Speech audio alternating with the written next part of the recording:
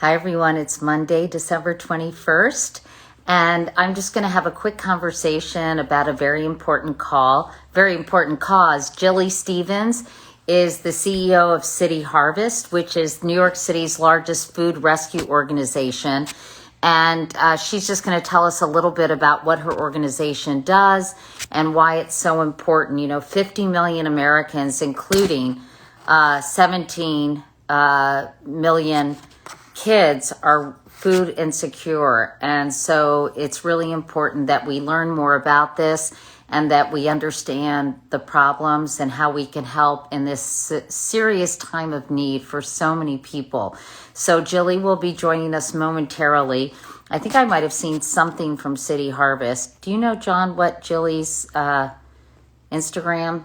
It's City Harvest NYC's account. So let me just see. Hold on, you guys. Stand by. Sorry, I just came in from outside where it's kind of chilly. Hi, everybody. Okay, let's see if Jilly is here. Hold on, let's see. City Harvest NYC. Do you see it? I see City Harvest NYC. You do? Will you come help me, Mo? Hi, Erica. Erica Keswin is joining us.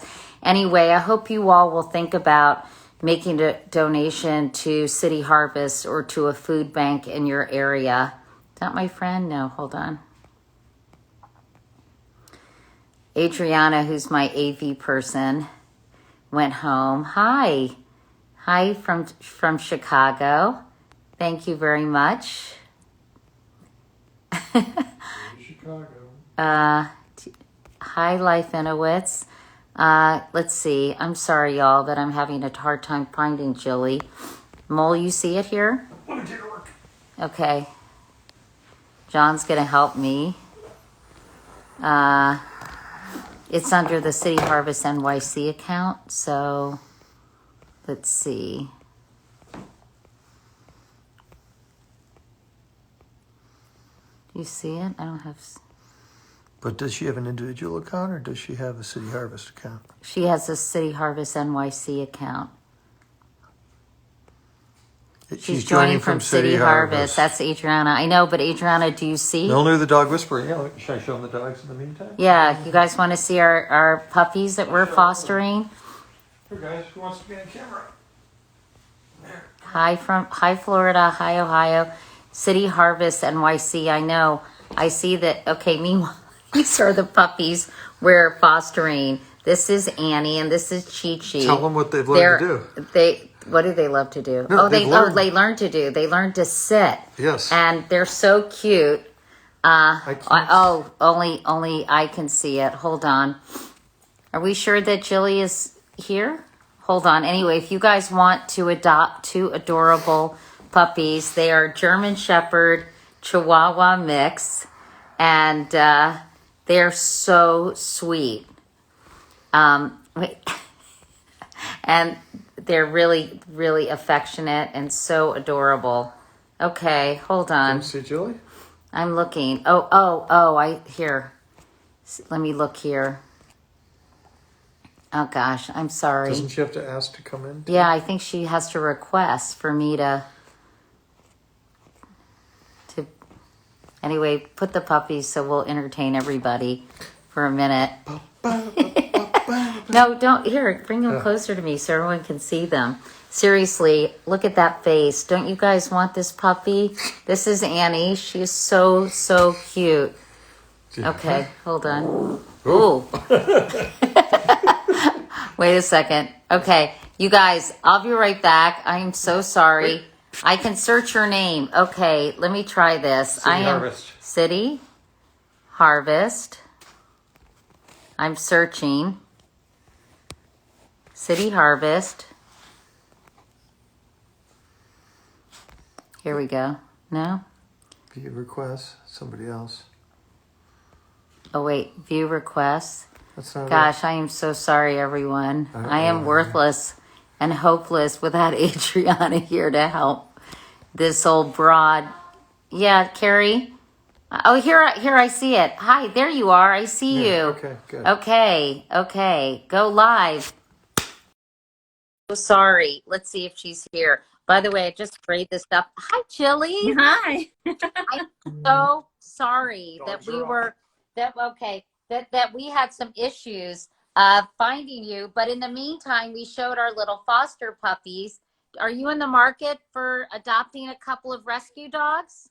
Well, I saw them. They're adorable. I can't take one more adopted dog, but my heart's with you with that.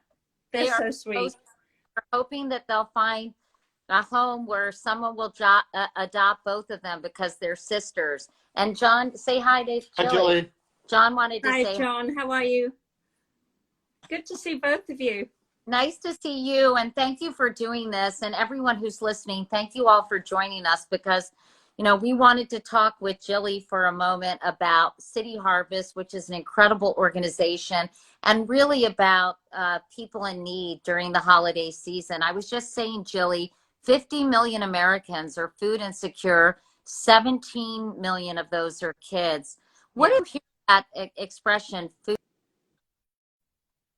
insecure? Can you tell us what exactly that means? Yeah, it's slightly different wording. We used to talk about hunger. It's something that was brought in several years ago, and food insecurity is really a state when you don't have a good, constant, reliable source of food. You don't always know that there's going to be a next meal for you or your family. And as you've just covered, far too many people in the country are experiencing food insecurity more now than ever before. And we're certainly seeing that in New York City. Can you talk about, it's probably a pretty obvious question, but food insecurity has increased significantly because of the pandemic, because many people who were living on the edge have now lost their jobs. Many people, are just in a very difficult situation. But can you tell us about how things have changed and what the changes you've witnessed pre-pandemic and now during the pandemic? Yeah, of course. I always think it's important to remember in a city like New York City, we already had a significant problem before the pandemic. We knew from something called the self-sufficiency standard that about 2.5 million New Yorkers were struggling to make ends meet. That is, pay all of their bills and still have enough to put food on the table. And often it was food that they would skip because they could go to a food pantry. Right. Now, since the pandemic, we've just seen the numbers of people turning to food pantries and our own direct distributions surge incredibly. We're seeing lines of people that we had never before experienced. We have about a dozen food pantries who regularly receive about 5 times more than they typically would receive. Lines spreading for blocks. I know we've seen it in the news, and we see it in the news from around the country, whether people are standing in lines or they're driving through. The need is incredible. And the supply really been affected, hasn't it? Because of, can you talk about the interconnectivity, Jilly, between, say, restaurants and the food that's available in the various food pantries, not just in New York City, but really all across the country? Yeah, well, restaurants always are close to our heart at City Harvest because we were born out of the restaurant industry. We continue to rely on the restaurant industry in typical years. And of course, it's an industry that's been devastated through this pandemic. What amazes me is that so many of them, the chefs and restaurateurs in the city, still find ways to help give back to City Harvest, whether they're donating a percentage of their proceeds when they had to switch to delivery and takeout only. There's one restaurant in New York City that many will know called Couric, who donated, I think, 10% of their proceeds during that really difficult time at the beginning of the pandemic. They'd probably laid off some of their staff and still found room to support City Harvest and help to feed over 20,000 families for a day. So it's an important industry and one that's really struggling. Yes, yes, for sure. But having said that, and I think you're right, the restaurateurs in New York City are so special, and we have to support these businesses any way we can. What has been the actual real world impact of sort of how the pandemic has affected all the different, the supply chains, the restaurants, etc. Someone just said same for farms, and how this is all had an impact on the kind of food that's available for the neediest Americans. Well, at City Harvest, we rely year round on donated food, whether it's coming from wholesalers, retailers, people who just have excess food. It's great food that can be donated rather than wasted, because we know we have an issue with wasting a lot of food. At the beginning of the pandemic, we initiated an emergency feeding plan, which means that we start buying food, which we don't do in a typical year. So the type of food that we're distributing has stayed relatively steady with a lot of fresh fruits and vegetables, and then we're buying in shelf-stable food. And it was difficult in those early first few weeks of the pandemic. We were placing orders for food to be delivered, and we had wait times of 3 months. But once we got through those first several weeks, the orders started to come in. We've kept a pretty steady flow of food coming in, and that we're distributing free of charge to what is now about 400 pantries, because another early event in April is that a lot of the pantries that we bring food to closed down. About 25% of them closed down, which means that we opened up about 30 emergency relief feeding sites just to fill in the gaps where those pantries had closed. And very unusually, Katie, at this stage, 9 months in, those emergency relief sites are still open. After Hurricane Sandy or the government shutdown, those sites will pop up. They'll stay up for several weeks, maybe a few months. It's highly unusual for them to still be open 9 months in. Which just shows the need. You know, I know there are stories of people, many of these people are needing food assistance for the first time. Yeah. It's quite difficult for them to come to the food pantries.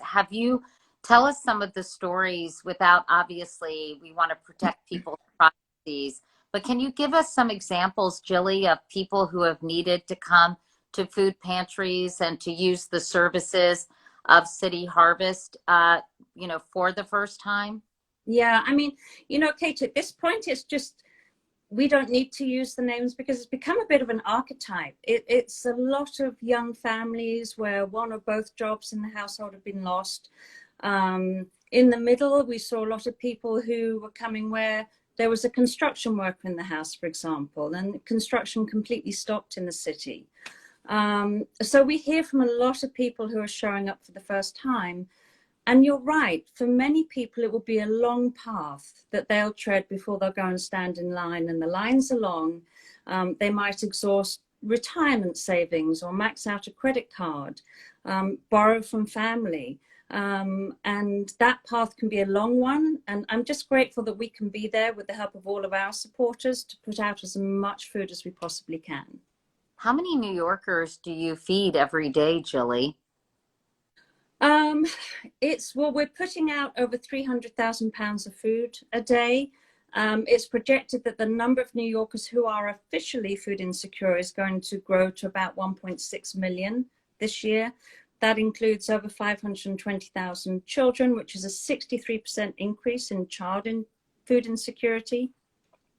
So the numbers are great. And even that doesn't tell the whole story, right? Because we're not capturing in that number people who are undocumented, who really are having a very hard time because they're not accessing some of the benefits available to others. So those are just some of the reasons that the lines are not only long, but they're growing, and we don't expect them to go away anytime soon. People who are undocumented, they can't get the services of City Harvest or food pantry.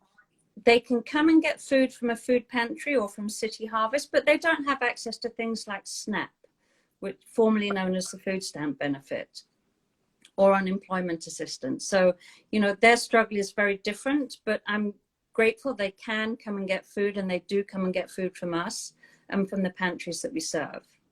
So you primarily get your food from grocery stores. Tell me where you get the food from. Donated food, grocery stores, restaurants. I mean, can you sort of give us an idea? Well, in a typical year, a non-pandemic year, we're bringing in about a third of what a typical year last regular year, we brought in just over 60 million pounds of food. About a third of that came in from, donors in the 5 boroughs. We work just in the 5 boroughs, so wholesalers, retailers, grocery stores, restaurants, sometimes a little bit from restaurants. And then the remaining 2/3 will come in on tractor trailer loads. Still food that's free, still food that otherwise would be wasted. Maybe the carrots grew too big and the farmer's donating them. So Or about 42 million. or they're ugly and Oh, not. they're ugly. That's We so. think that food is beautiful, I and that's food that we can get out the same day. so much food waste in this country. It's just such a, it's criminal, really, how much food is wasted when Yeah. people are hungry. So I'm sorry to interrupt. So food that maybe that's still good, but for whatever reason can't be sold in a regular grocery store. Or what about if it's near the expiration date, but it's, perfectly fine to consume? That's all food we can get. And in fact, I was out in my neighborhood yesterday and I ran into a City Harvest driver with his truck picking up from a grocery store. And that's always a joyous moment to actually see the drivers and the trucks on the road. And I stopped and chatted to him. And it's been snowing in New York City. He said, it must be tricky to be out here in this weather. And he said, it is. I go slow. He said, but really the most important thing is getting food. The people at the other end, he said, that's what makes me keep going. And I hear that from all of my colleagues. Very clear, visible evidence that people need help. And so many volunteers too who are working at these pantries all across the country. And of course, in New York City, I'm on Long Island, so there's a lot of need out here as well. So how can people help? I have the nicest people who follow me. And honestly, we've built such a nice community, and I know they would like to help and do what they can. So what is the best way, Jilly, for people to help? Well, I would say for any organization like City Harvest, and we're a member of Feeding America, so Feeding America represents food banks across the country. For us, anyone who wants to support in New York City, you can go to cityharvest.org, and financial donations are going to be the most efficient and most effective way to help us get more food out to New Yorkers. Or I know your listeners are from all around the country. And probably overseas. Around the country, you can just tap into Feeding America and find your local food bank at City Harvest. Sorry to interrupt. Feedingamerica.org. Uh-huh. Yeah. At And cityharvest.org, any donation is going to be matched by the Stavros Niarchos Foundation up to $500,000 before December 31st. So you can double your gift in this moment with that help. Even $10 is, you can access a lot of food to serve food insecure people for really not that much money. So people should really give what they can, maybe forgo Christmas presents, or not buy so much stuff this year and really people in need. Yeah, you're right. And for City Harvest, $13 will help us rescue and deliver 10 pounds of food. And with the match from the Stavros Niarchos Foundation, then that helps us get out 20 pounds of food in this moment. So, and we've been so touched by the generosity of New Yorkers and people around the country who are really fueling our response. This year, we'll rescue and deliver close to 120 million pounds of food, which is double what we would typically do. And we can only do that because of the support of generous Americans who make it possible. And that foundation, that's incredibly generous of that foundation. What can you tell us about who that foundation and who's behind it? Well, that's one foundation of many. We've been, as I said, incredibly touched by the outpouring of support. The Stavros Niarchos Foundation has been supporting City Harvest and many great nonprofits around the world for many years. And we're truly grateful and humbled not only by their donation, but by all of the others we've received, which, as I said, fuel our response to get more food out to New York City. So if someone asks if you can give it in someone's honor as a gift, Can you do that on the website where they're notified that a gift has been made in your name to City Harvest? You can actually. We've seen a lot of people do that this year. I think you just touched on it, and I have one board member in particular who said that he and his wife have asked friends and family members to give to City Harvest this year rather than getting them gifts. And yes, there is a place when people do that online to make it in honor of somebody, and that's just, I think, a very touching gift and a difference that we've seen this year. And we want to remind people they can go to cityharvest.org or feedamerica.org. And then you can, and they can also, if they go to feedamerica.org, Jilly, can they find food pantries that are in their areas? Because I think a lot of people would like to make a donation to help people in their own community. And not all my listeners or followers are necessarily just from New York. That's right. It's feedingamerica.org. Oh, sorry. Feedingamerica.org. Okay. And there's an easy way once you get there to find where your local food bank is. Okay, well, that's awesome. Someone asked how long you've been doing this. And why don't you tell everybody before we go a little bit about how you got into this kind of work? I've been at City Harvest for 16 years. I had been working before this for a big international medical charity working in developing countries for about 10 years and moved with them to New York City. And I think that first holiday season, I lived in New York working for that nonprofit. I found out about City Harvest and started donating to the organization myself. And just fell in love with it. And we hear that from a lot of staff, that it's an organization they want to be at and really target the organization. I kept an eye on it, and one day the right opportunity came up. Well, it is a fantastic organization, and you're lucky to have the support of many very well-known chefs in New York City, or I think Eric Repair is a big supporter. Mm-hmm. Who else? What other names? Eric Repair is the vice chairman of our board, which we're very grateful to have his participation. And then Jeffrey Zakarian chairs our food council and is also on the board of directors, along with Marcus Samuelson, Mark Murphy, Rick Smilo from ICE in New York City. So we're incredibly grateful for that support. And then I mentioned the food council that Jeffrey chairs, which is an incredibly humbling group of supporters. They're active year-round in support of helping City Harvest feed more New Yorkers. And I think a lot of that is, as chefs, no matter how fantastic the restaurant is, they want to feed New Yorkers from all walks of life. And they've proved that year in, year out, and never more so than during this pandemic, when they've just stepped up again and in different ways. Well, they're a very special group of people, and they do it without a lot of fanfare. Yeah. And do it quietly, so they deserve to be recognized. So I'm glad you mentioned them. And if there's other people that you'd like me to mention when I post this, please let us know. But anyway, Jilly, thank you so much for sharing the story of City Harvest with us. And hopefully a lot of people will be inspired to make a donation this holiday season, so people can have full bellies and feel a little better around this time of year, which is going to be tough for a lot of people anyway.